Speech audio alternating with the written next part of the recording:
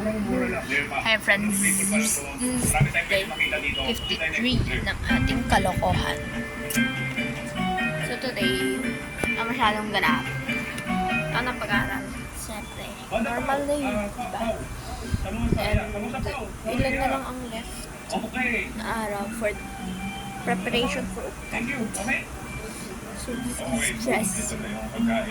Lagin man. So gumawa rin kami ulit ng research. Hindi, I mean, for the defense lang. Yeah. So tomorrow we have a quiz ata. So I need to prepare.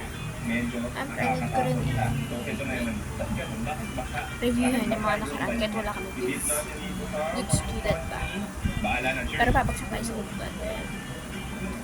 Hindi ko masabi yung we can overthink the negative outcome but we can ano yun? Ba't hindi natin ma-overthink yung positive outcome? Hindi ko talaga ma-overthink kasi tama na akong magawa.